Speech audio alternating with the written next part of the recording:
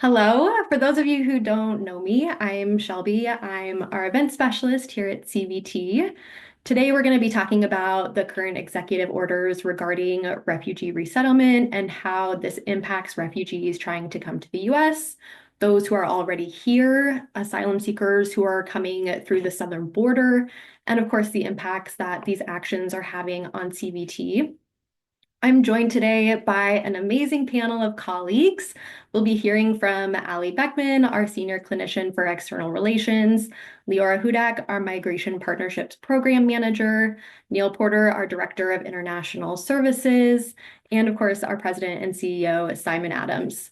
And as always, we'll be saving plenty of time at the end of the presentation to answer any questions that you have about refugee resettlement or about CVT as a whole.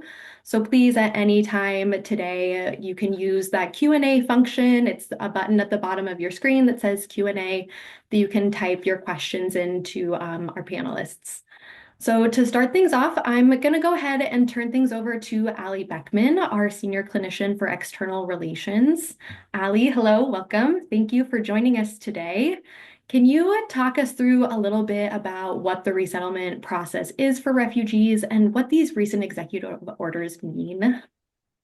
Absolutely. And Shelby, could you start my slides? Awesome. So hello, everybody. Thank you for joining the webinar today. As Shelby said, my name is Ali Beckman, Senior Clinician for External Relations at CVT. I've been here for a really long time, over 25 years, first as a psychotherapist, and now I work with our policy and advocacy team. I'm going to provide a very brief overview of what is currently happening with refugee resettlement in the U.S. Okay, so first off, what is a refugee? A refugee is someone who has been forced to flee their country because of persecution, war, or violence. A refugee has a well-founded fear of persecution for reasons of race, religion, nationality, political opinion, or membership in a particular social group. It is estimated that there are over 122 million displaced people in the world, and of that, 43 million of them are official refugees. So what is refugee resettlement in the US? So it's a process by which refugees who have fled their country, usually they flee to a neighboring country, a second country, are recognized as needing international protection and are transferred to a third country like the United States, which agrees to admit them and put them on a pathway to permanent residence, often called a green card here in the US, and then citizenship.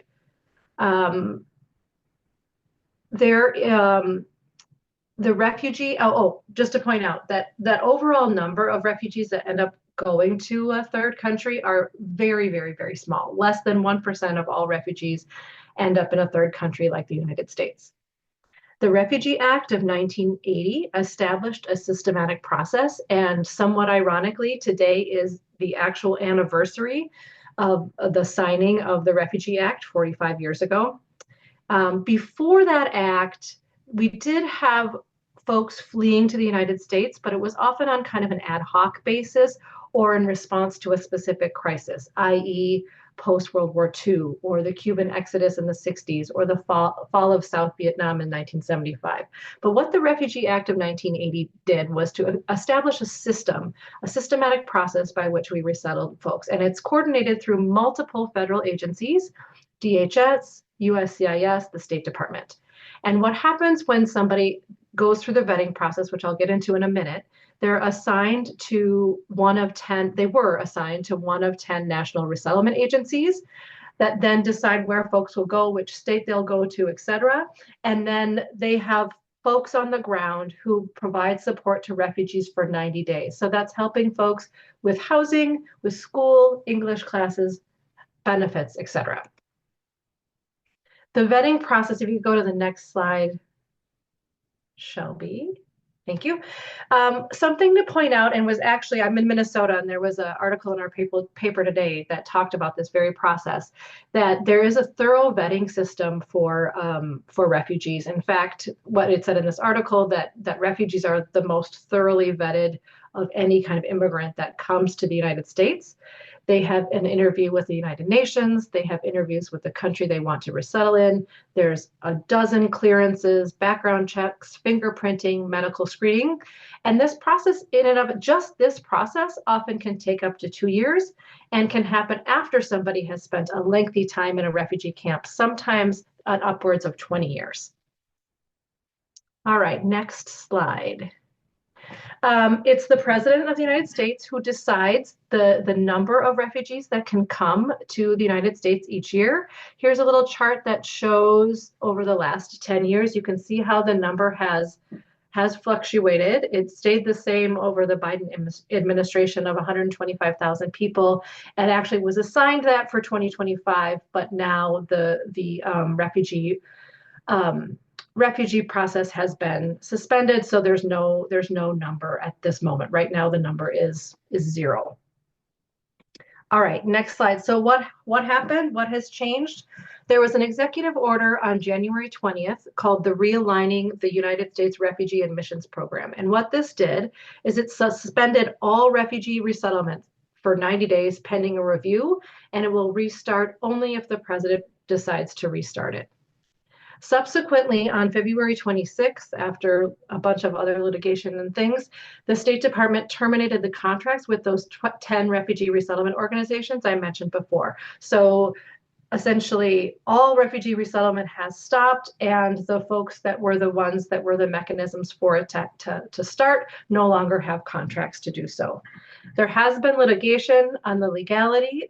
There's a case called Pasito versus Trump that ordered the restart of refugee processing. There was a hearing last week to identify what steps the government has taken to restart.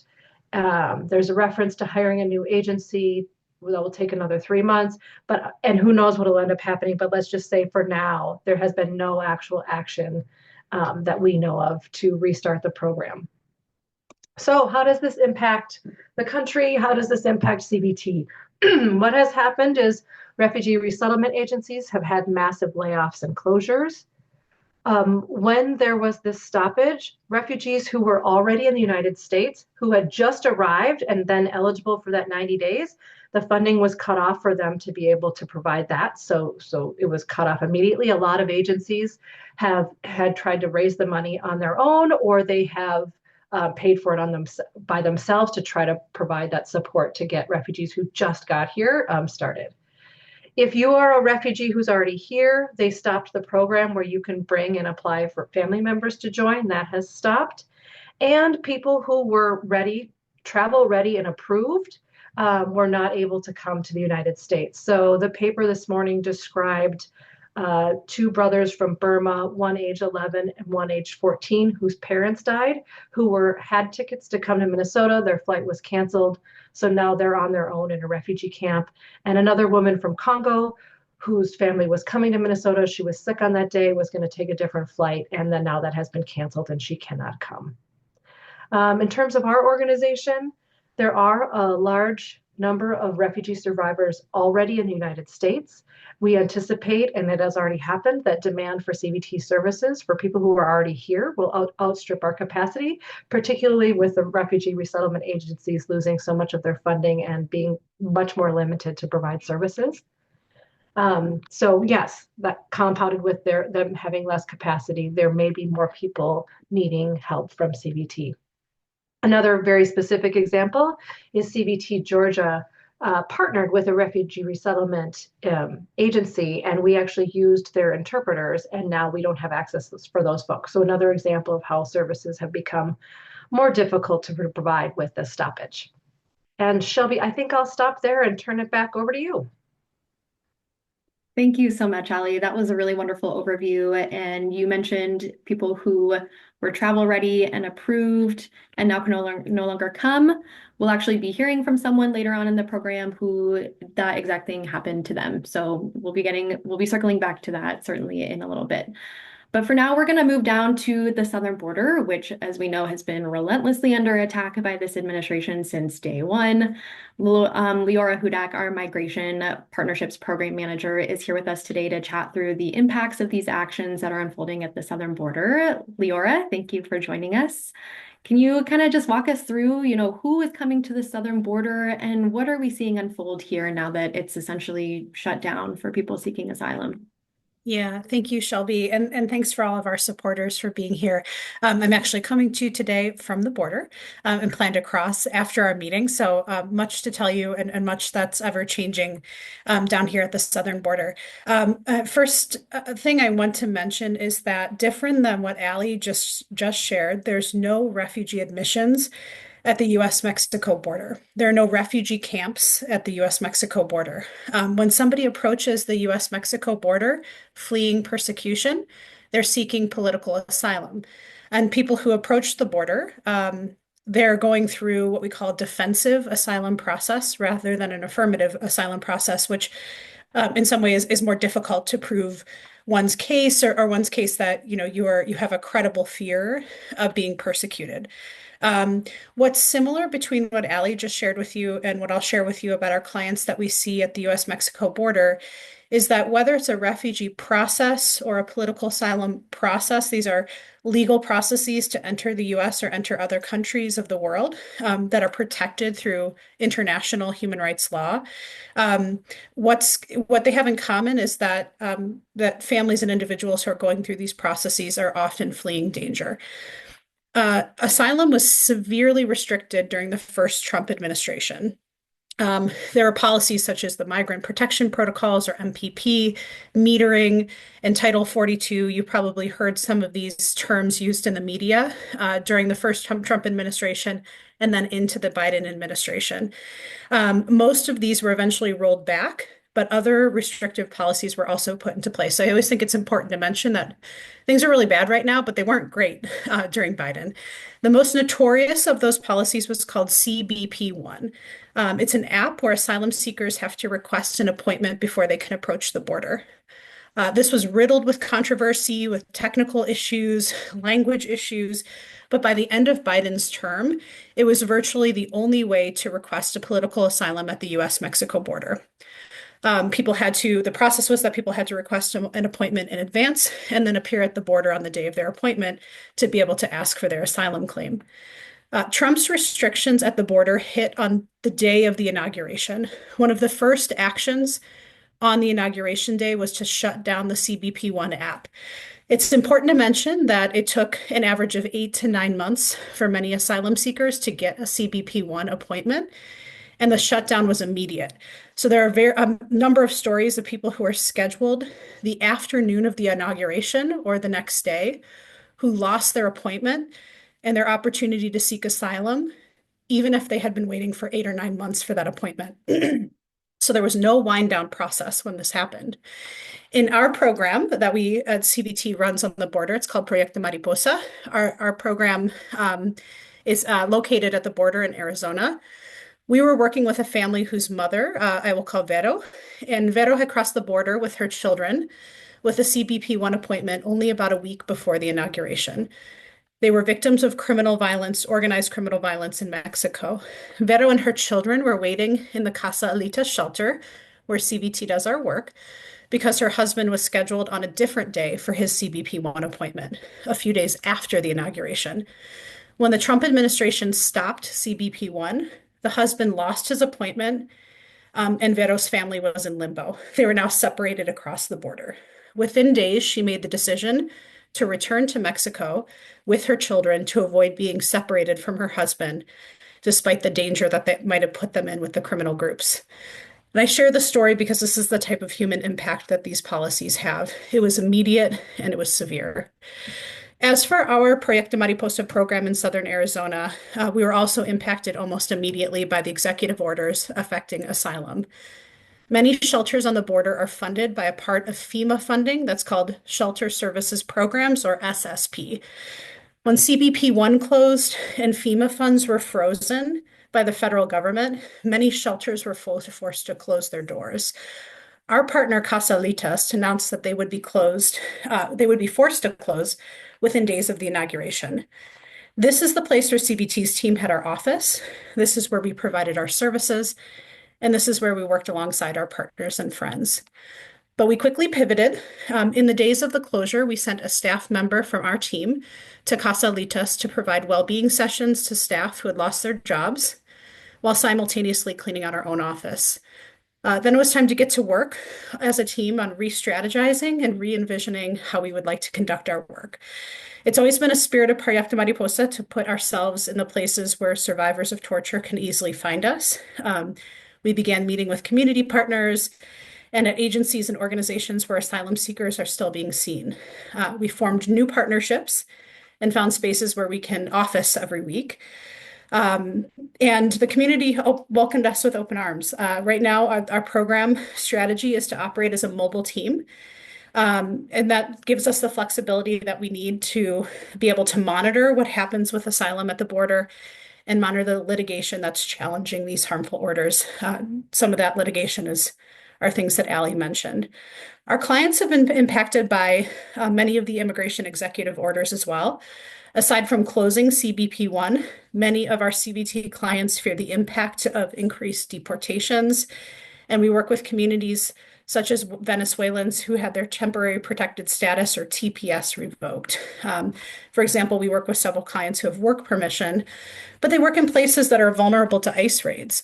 They're fearful of getting swept up in a raid and being separated from children or put in detention, which might be a reminder of their detention and torture back home. Finally, I would say the overall feeling at the border is that the patterns of migration are shifting. There's still people who are entering as asylum seekers, although that number is really reduced. And it seems like those decisions are entirely discretionary at this point. And there's an ever-changing landscape just across the border in Mexico where many families are stranded, having lost their CBP-1 appointments. Or those who have been deported recently and find themselves in northern Mexico. We're currently in the process of extending our operations across the border, hiring a staff person in Sonora, Mexico. And after we meet today, the Mexican shelters to set up our new partnerships. The policy changes have been nothing short of devastating, but CBT has been flexible, patient, and we're ready to adapt to whatever comes. Thank you for listening to this. And I know it's a complicated situation at the border, so I am happy to answer questions that you have. And we're looking forward to sharing updates with you as time goes by. So thank you. Thank you so much, Leora. The team down at the southern border that you're leading is just absolutely amazing, and it's been phenomenal how you've been able to pivot and respond to help meet the needs of our clients down there. But now I want to take a moment and have us zoom out of the US and take a look at how the actions of this administration are impacting the lives of real people who are waiting in refugee camps to be resettled. And as we heard from Ali, the resettlement process is extensive and can take years and years and years for people to be accepted. But with it shut down, people are really left in limbo, and there's a lot of fear and uncertainty.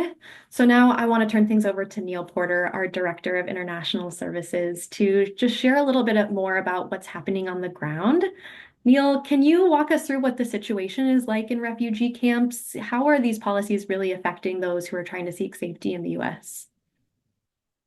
Sure. And Shelby, if you'll also share slides that with the group. Yeah, and before I begin, I also just to reiterate what Leora and Ali have said. Thank you, everybody, for joining us today. Thank you for your interest and support for CBT. I'd like to share with you some conversations that I've had over the last week with colleagues who work for us in Kenya, professional peers who work at other agencies in Kenya, and also some of our experiences, some conversations that I've had with some of our clients in the last week. I'll focus on Kenya, not because I'm prioritizing that part of the world over any other, but just to use circumstances in Kenya as illustrative of what's happening with refugee populations around the globe. So I'll start in a place called Kakuma. Kakuma is a sprawling refugee camp in far northern Kenya, out in the desert, not too far from the border with both South Sudan and Uganda. It's a location where CBT has operated since 2018. We ourselves, CBT itself, as you know, is not a resettlement agency, and we don't have direct impact in Kakuma on the resettlement process. But nonetheless, we are seeing the impacts of the executive orders are having on refugee populations. So to give you just some general idea of what's happening in that context, there's been an overall reduction in food rations, and there's been an overall reduction in medications. So some of the life-saving response that you've been reading about that has been withdrawn because of the executive orders. Another example is education of refugee children has also greatly reduced. And staff who were working in education employed by other organizations, they have started to depart. So this increasing sense and reality of scarcity is winding up leading to protests, demonstrations, including violence. Last week, during some demonstrations, there was a refugee who was shot and killed as a direct result of the decline in overall resources that have been allocated to refugee survival. Another element of this that is of concern to refugee populations is that they want the option for resettlement to remain just that, to remain an option. Even though, if you recall what Ali had said, less than 1% of all refugees do get resettled, having that option being removed is also a source of tension and is also a source of some of the protests, because the alternative is because when returning back to their countries of origin is really not an option that many are willing to take. Integration into the host country is also something that refugees don't want to necessarily be forced into. So just to quote a refugee from this last week, we escaped our countries only to die here in the camps. And then as background, as some of you may know, in a place like Kenya, it's a country that is relatively stable, but it's surrounded by countries that are currently in conflict. And so there is ongoing violence in the Democratic Republic of Congo, and new refugee arrivals are coming to Kakuma precisely because of that violence. You can move on to the next slide. I'll shift to Nairobi and to a conversation I had with a partner agency with whom CBT in Kenya or in Nairobi has a memorandum of understanding. And this agency is responsible for helping refugees who are in the queue for resettlement, help them prepare for that resettlement process. In any given year, this agency provides resettlement-related services to over 700 refugees. So some of the challenges since the executive orders include, again, referring to the process that Ali outlined, a sort of a 6-stage process that can take several years. Many refugees who had gotten all the way through the vetting process, all their medical checkups, all their interviews, and had gotten to the point where they knew where they were going, they had their tickets in hand, and then the executive orders were issued. And so all of a sudden, their flights got canceled. But the problem is many of these refugees had sold all of their possessions. They had given up their places of where they had been living. They had sold their businesses. And so now they were left with nothing. And so this agency had to go back and provide them with basic, for example, plates, knives, cups, in order for them to restart being prepared to continue living in Nairobi. Because of this conflicting information, a lot of refugees become psychologically pretty vulnerable and desperate, and at increased risk for exploitation, and increasing the likelihood that they start to make risky decisions for themselves. The same agency, knowing that the Trump administration was coming back into power in January, started having focus group discussions with a subset of refugees that they were working with in December of 2024, and asking, to sort of prepare for the potential for new harsh measures being restarted, what would be the most benefit to refugees?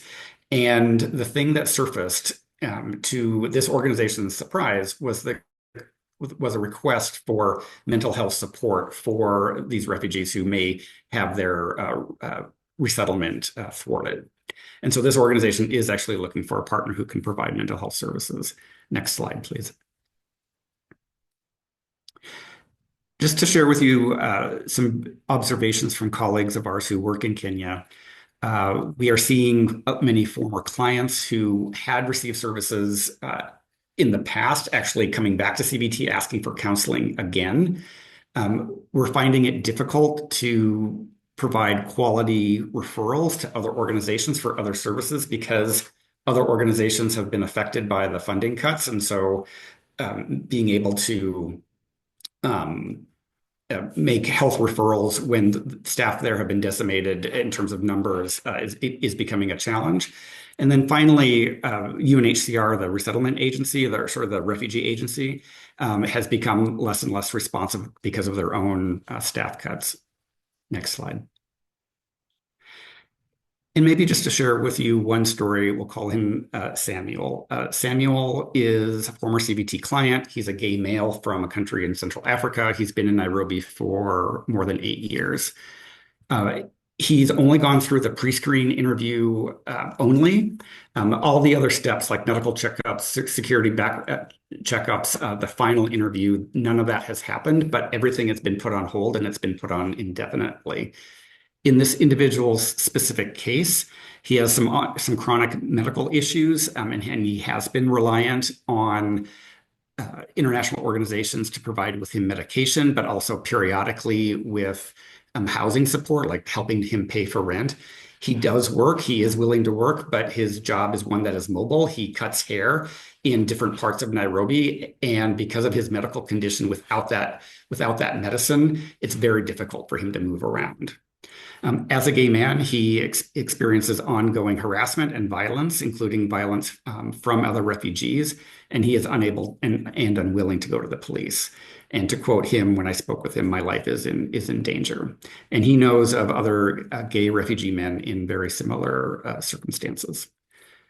And with that, I will turn it over to Shelby. Thank you so much, Neil. And we actually do have a video from Patrick, who was one of our peer facilitators for Kenya's LGBTQ aftercare program in Nairobi, and is also a refugee living in Kenya for many years. He's been waiting to be resettled, and he was actually approved and had a flight to come here in February. But with the current ban on refugees, he is one of many people that we just heard about who are left waiting in limbo. And he actually wanted to share his story with us today. So we do have a recording from Patrick kind of sharing what it is like for him now that he is not able to come.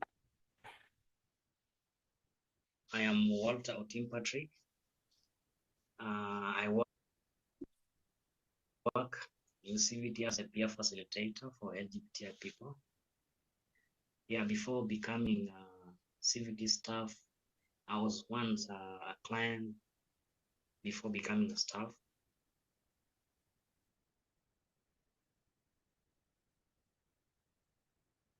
I've been waiting for 9 years. My flight was scheduled first and then it didn't work out. Then they scheduled another one on February. But then Trump decided to ban the refugee process, and then I was put on hold up to now. So I have to wait, and they told me they don't know how long and when this thing is going to be resolved. So I have to be patient. They will get back to me. That was the only message they gave me, but they did not give me any directions. Like I have to be sure things are going to get back to normal. They didn't say that. And as you know, when you're traveling, there's so many things that you start preparing earlier. For example, I wrote my resignation letter. That's number one. Number two, I gave out most of my stuff outside. Actually, I gave everything. I was only remaining with the bag, the suitcase, and maybe some few clothing, and also some of my my savings. I had to give it to someone who needed it because I thought and I knew I was going to leave soon. I don't need to safe emergency. Yeah, I felt so depressed, and that is one of the biggest setback in my life. So up to now, I'm affected mentally. Yeah, I'm just trying to cope up with it, but it's very challenging. But sometimes I just sit back and try to be strong. And when things get out of my hands, I try to call, for example, friends and CVT staffs also. I can talk to most of my staff. They have been helping me a lot. Yeah, that's how I've been coping with it. But still, I have that feeling and that pain in me. But I have to be strong. I'm trying to control it. Wish Trump can rethink and maybe try to open, or even if I just want this thing to get back the way it was, because it affected so many people around the world, plus other people. I don't know how they're doing, but this thing is really something need to be done. If they can try their best and get this thing back to normal, it would be better for most of the people.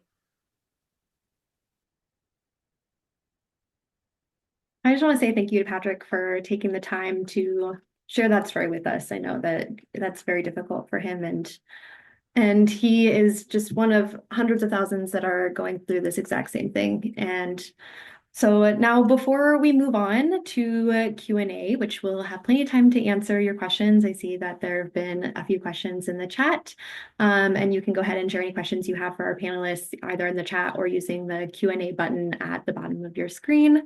But before we get to those, I want to turn things over to Simon Adams, our president and CEO, to share the impacts that these executive orders have on the work of CBT, especially since the individuals that CBT serves here in the US are predominantly refugees and asylum seekers, and this is having a profound impact on them. So Simon, thank you for being here today. How is CBT responding? How are we seeing these impacts really play out in the lives of our clients here? Well, thanks, Shelby. And it's hard to know quite what to say after watching that video. But given that today is the 17th of March, it behooves me to begin by saying La Fiera Patrick Sana Dweeb Galia, which means Happy St. Patrick's Day to all of you. And it occurred to me while I was sitting here, why does the world even celebrate St. Patrick's Day? Part of the answer to that question, which I think people hopefully know, is that it was Irish people fleeing the famine between 1845 and 1852 that took that tradition to the world and who continued.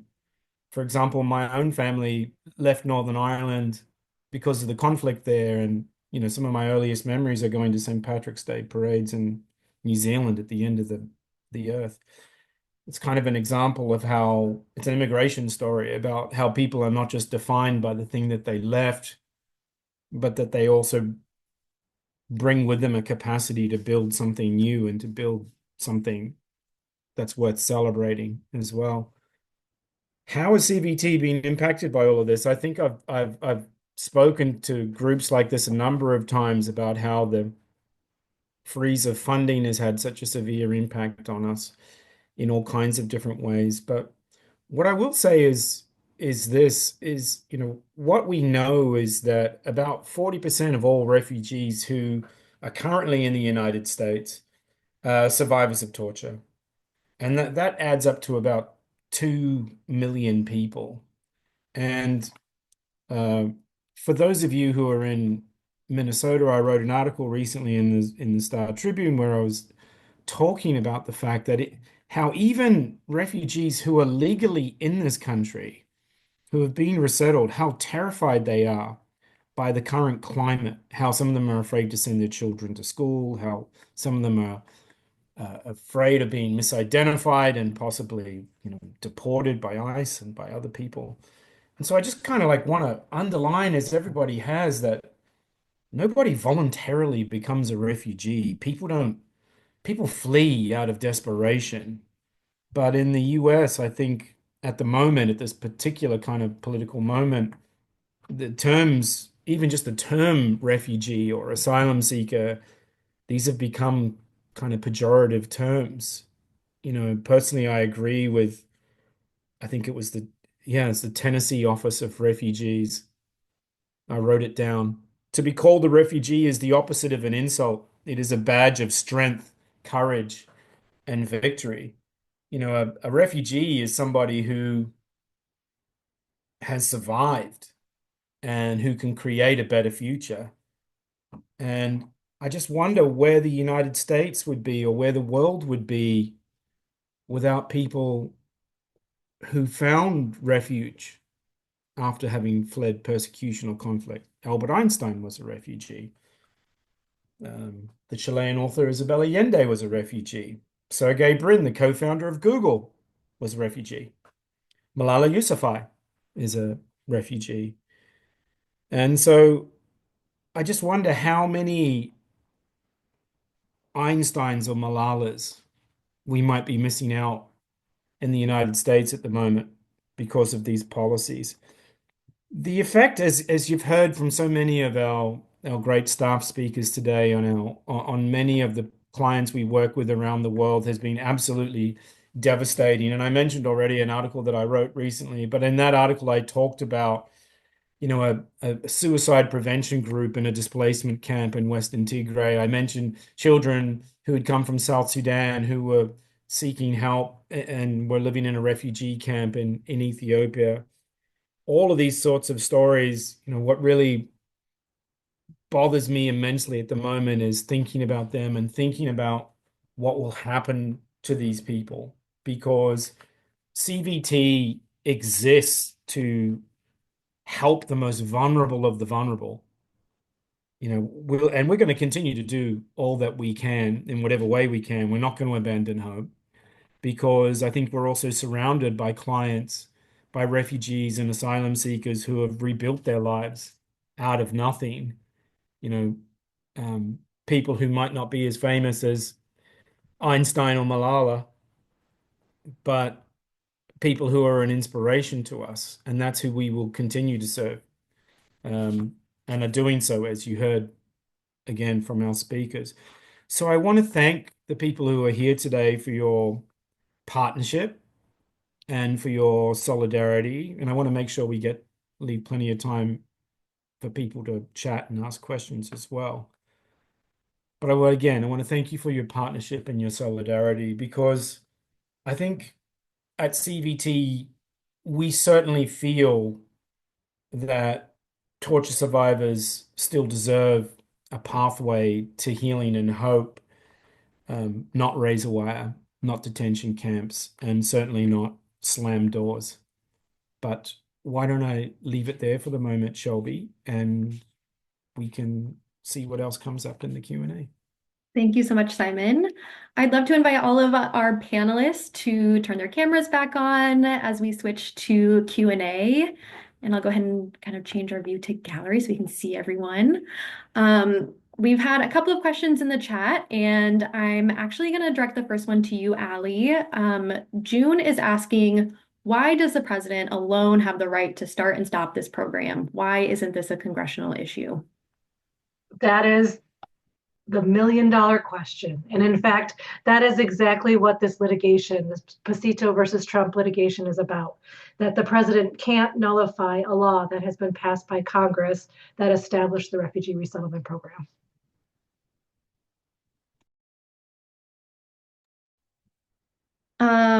And June actually asked another question, and I think Allie, you can speak to this one too, and maybe Leora, you as well. But we know refugees and asylum seekers are fleeing because they have a credible fear of persecution in their home countries.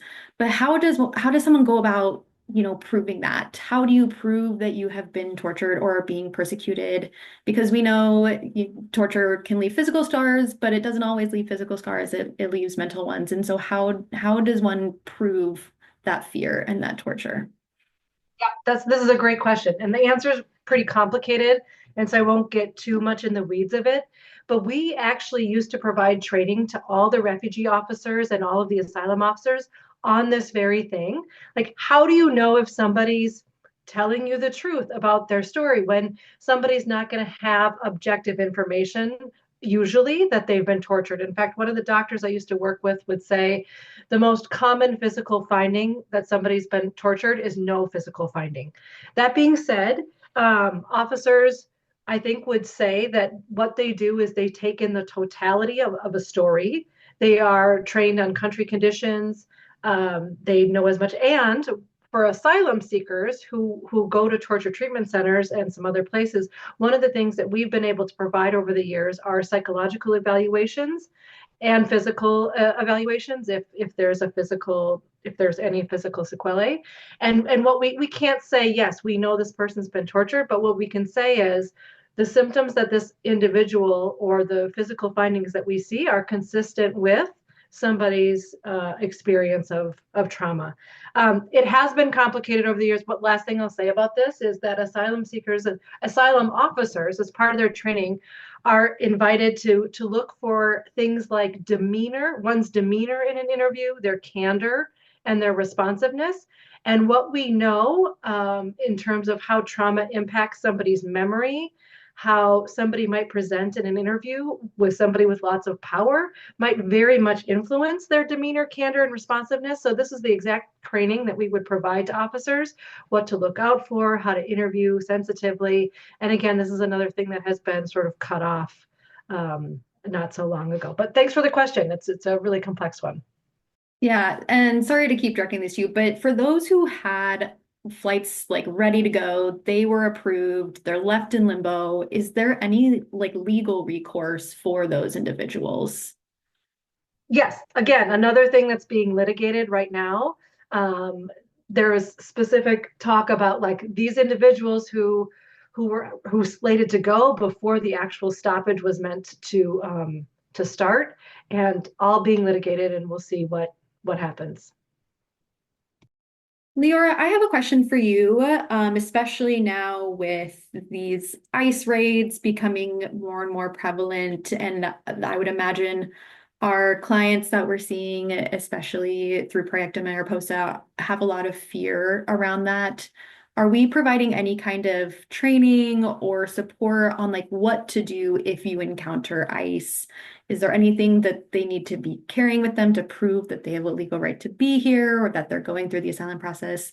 And can you talk us through what that looks like for them now? Yeah. I think what you're referring to are kind of know your rights trainings, which folks here probably have talked about in media and with organizations across the country. So that's something that, well, we don't provide legal advice as a mental health organization, so it's not something we do directly at CVT, but it's something we incorporate into our work. So we've been working a little bit more closely with our legal partners in Arizona, for example, who are providing this kind of training and getting our clients connected to legal services where they ask those questions. And then as those organizations develop their own resources and materials, so for example, videos, social media posts, TikToks, Instagram, some of those things are the best way to reach our client population with good information.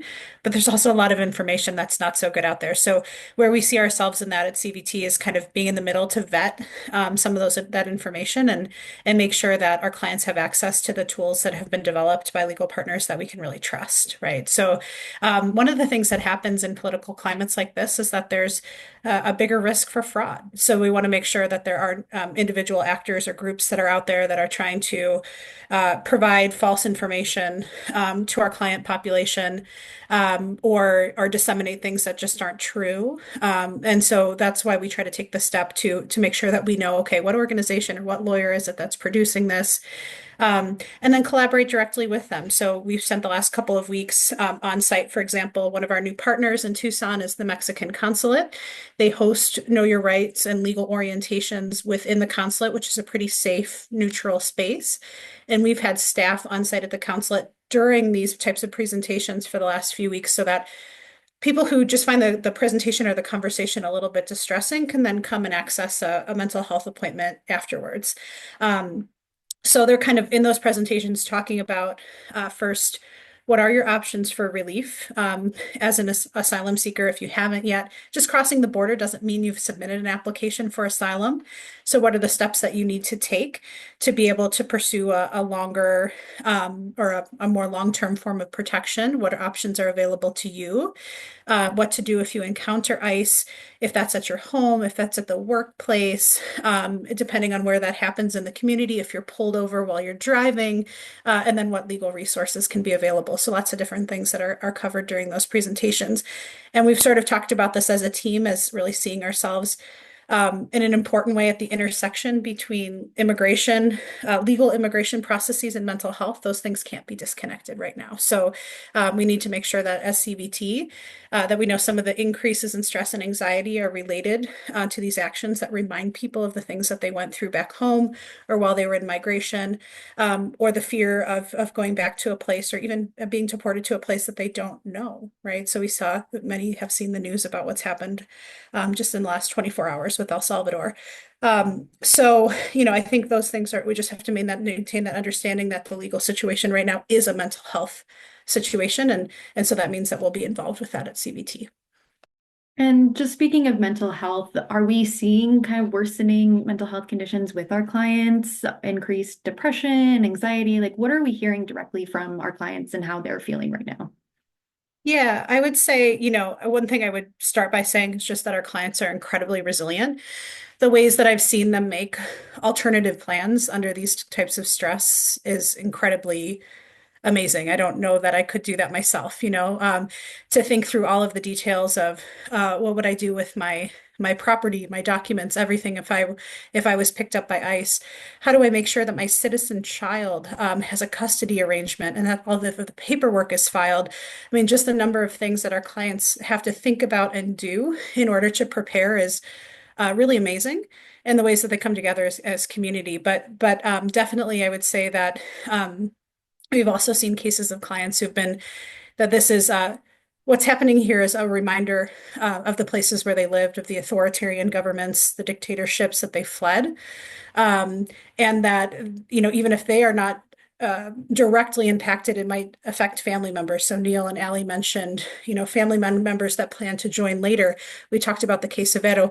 Facing indefinite separation from family is a type of grief and anguish that is difficult to put into words. So I think, as soon as somebody starts to think about what might this mean, not just in the short term for my immediate safety and stability, but in the long term for the well-being of my family and my community, my ability to send money back home so that I can support my community, all of those things, there's just sort of a cascade of effects that really can impact somebody's mental health. So yeah, definitely we're seeing that play out. Thank you so much, Leora. Neil, I'm actually going to ask you this next question from Larry. He's asking, what services have we had to stop providing due to the lack of funding?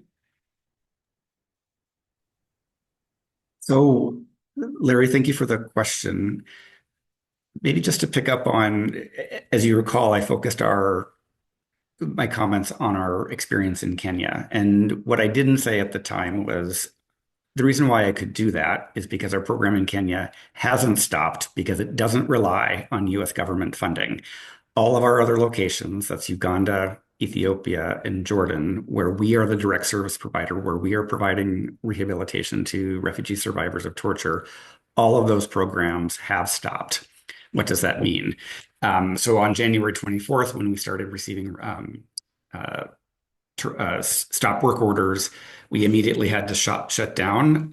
From an ethical standpoint, many of our clients, we were going through group counseling, and to immediately stop services when many of our clients were in the process of processing their trauma histories is absolutely the thing that we would not want to do, but we were forced to do.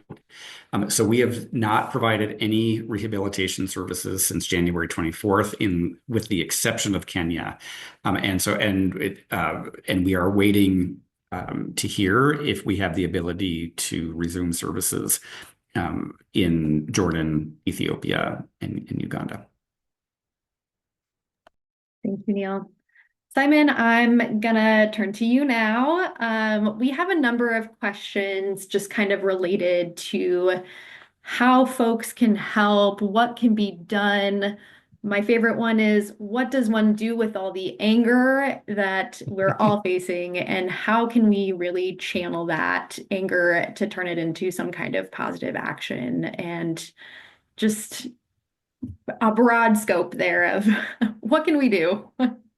Well, let me just say at the outset, I don't have all the answers, and obviously, I'm more than happy for people to chime in with their own ideas about what people can do or should do. But I mean, a couple of things immediately spring to mind, and I think it's questions we're all asking ourselves. I live here in the United States of America. I live in New York. Um, and it's not just this issue. I'm very concerned, obviously, about a number of different things that are happening in this country. And so I think these are the questions we all have to ask ourselves. First of all, be active in your community. We need to strengthen the fabric of civil society, regardless of where you live in this country. Secondly, support those who are doing the work around refugee and asylum issues. I obviously think people should support CVT, but there are other organizations who are also doing very worthwhile things in this space. Thirdly, I just think never underestimate how important it is to win the battle of ideas. And what I mean by that is, talk to people, just even recently, write a letter to your local paper. Our communications team, they do a they have a media monitoring service, and we got a letter from a newspaper I had never, ever, ever heard of, some little tiny community newspaper. It had the weirdest name. I cannot remember it. Pete Rose, who I think is on this call, may remember what I'm talking about, where somebody in that community, completely unknown to us, wrote into their local paper about refugee issues and about CVT and so forth, and just kind of challenging the dominant narrative. Never underestimate the importance of those sorts of things. And I think also challenge your elected representatives to do more. I mean, that's certainly something that I'm doing. We have Congress people, we have senators. Challenge your local representatives to do more. And on the final point, I think anger can be immobilizing, but anger can also be a tremendous energy. So I would say, I think it was June who said that. Use all that energy up to do those things, to be more active in our communities, to support those who are doing the work, and to win the battle of ideas around these issues, because it can be done. Ali, I'm going to turn back to you because there's been a couple questions just around policy and advocacy. Can you talk us through a little bit about what CVT has been doing in Washington, D.C. around different bills maybe we've signed on to, or just different kind of advocacy things that we've been doing? Yeah, sure. So we are a team of 3 people. We're small but mighty, and we work in coalition with lots of different immigration advocacy groups across the country. We spend most of our weeks, at least I do, in meeting with them, trying to first understand the news. Like we're in a situation where like the news comes at us so quickly that folks are exposed to it before we can even understand what it is. So sort of breaking down what is all of this mean, supporting litigation, helping folks sign on letters, all the things we're trying to do all of the time. And one of the things I wanted to sort of just piggyback off of what Simon was saying that I really feel like we can do is educate our friends and our family members and our neighbors about immigration, because I think one of the problems right now is the public has so many myths about immigration. I keep hearing the phrase like, I'm all for legal immigration, or people should just get in line like my ancestors did, or again, like I'm fine as long as it's legal. And I think one of the and we can't, I mean, immigration is so complicated, we can't get into the details of it all, but I think the big point is that there's no line to really stand in. One of the lines that existed was refugee resettlement, and that one has been effectively completely shut off. So in the 1800s, if you were white, you came to the United States, you were just let in, and if you were of good moral character, you got citizenship after 2 years. We don't have that anymore. There's no Ellis Island. And if folks could better understand that what we really need is immigration reform. There's great pragmatic ideas out there, We need workers in the United States. Let's give folks work visas. Let's vet them like we do refugees. Let's let people stay here and then, adjust. But until that happens, this is going to continue to be a huge issue. And I do think that folks need to be educated. Okay, off my soapbox, sorry. Thank you so much. I wholly agree with everything you said. It kind of looks like we are slowing down a little bit. Actually, I'm gonna ask this to Simon. I think this is kind of a good wrap-up question. But CVT was under a 90-day, or no, this is referring to refugee resettlement, that there's a 90-day pause. After that expires, what efforts are going to be made to influence that outcome? Everything is just kind of paused and under review right now. What do we expect to happen in the future? What do we know anything? No, we don't know anything. And I just want to put that out there. I don't know anything more than anybody else on this call does, but I think all indications are that this Trump administration has made it pretty clear that they do not want to restart refugee resettlement or asylum in the way that it's been in the past. And I do think that is um, not just a tremendous break from American tradition. And I take Ali's point about, I live in New York. You can actually, if you stand on the roof of my building, you can see Yellis Island and you can see the Statue of Liberty from the roof of my building, and that plaque, it might seem trite and it might seem kind of banal to people, the amount of times that Emma Lazarus's poem about "Give me your poor huddled masses yearning to breathe free" has been repeated. I tell you what, it means a lot to people who come to this country like me as immigrants. It means a lot to people who come here even more because they've fled something, and this country represents the promise of something, better to them. So no, we don't know how this is going to play out. But I think, something I learned from my own life, my family come from a place of conflict, Northern Ireland, and I also lived for many years in South Africa and was involved in the struggle against apartheid there, is you can't always just be focused on the bad things that are happening right now. You have to always be focused on what we are doing collectively to build a better tomorrow today in the actions that we take. And sometimes that can be just supporting an organization like CVT.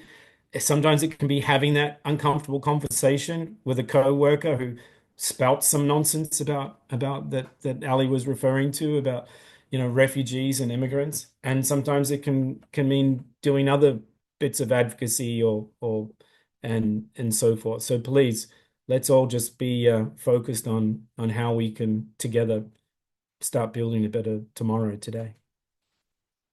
Thank you. I think that's the perfect way to wrap up this webinar. I want to thank all of our speakers, and I want to thank everybody on this call for joining us today.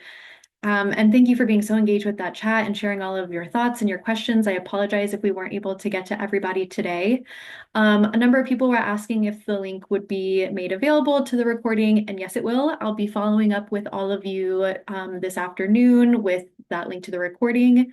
One easy thing you can do that's just quick and just super simple is to just share the recording with this to somebody you know who maybe wants to learn a little bit more about what's happening right now to refugees and asylum seekers.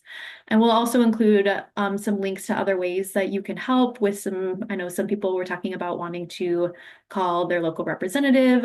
So I can include some information on how you could do that very simply on behalf of CVT. And so I just want to say thank you.